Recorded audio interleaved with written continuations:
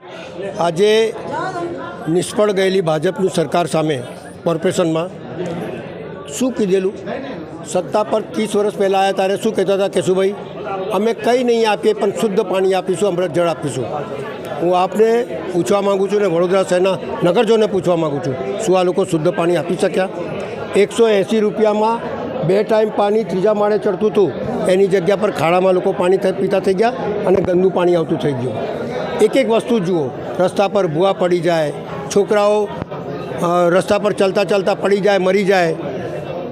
પેલા તળાવની અંદર, બોટકાળની અંદર બાર નિર્દોષ બાળકો મરી જાય, એમનો નિર્ણય ના થાય. 2 શિક્ષિકાઓ મરી જાય, એનો નિર્ણય થાય. એક બચારો પરિવાર સાથે જતો હોય છોકરો માજલપુરમાં અને ગટરમાં ગરકાવ થઈ જાય, કોઈનો ફેસલો નહીં, કશાનો ફેસલો નહીં.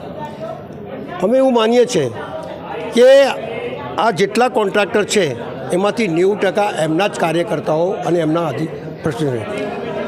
તમારા કાર્યકર્તાઓની 0% જમીન કપાય અને એક સામાન્ય ખેડૂતની 40% જમીન કાપી લે અને એ જમીનો પાછા વેચી દે. વિશ્વામિત્રીની પટ ઉપર સરકારે નિયમ કર્યો કે આ રિસ્ટ્રિક્શન ઝોન છે, અહીંયા કોઈ ચેન્જ ના થાય, ત્યાં બી ચેન્જ કરી લે.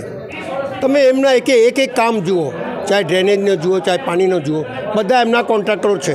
એટલે એવા કામ કરે કે રોડ બની ગયા પછી જે લીકેજ થાય ફરી એમને રિપેર કરવાનું, એટલે કામ મળ્યા જ કરે, આખો વર્ષ ચાલ્યા જ કરે. એનું કોઈ મોનિટરિંગ નહીં, કોઈ પાકું કામ નહીં. એટલે આ બધી બાબતોને લઈ અને અમે લોકો વડોદરા શહેરના નગરજનોના હિતમાં ન્યાય માંગવા આવ્યા છે કે આવા ભ્રષ્ટાચારીઓને અહીંયાથી હટાવો. આ વડોદરા શહેરના ઉપર કરજા ઉપર કરજો થઈ રહ્યો છે.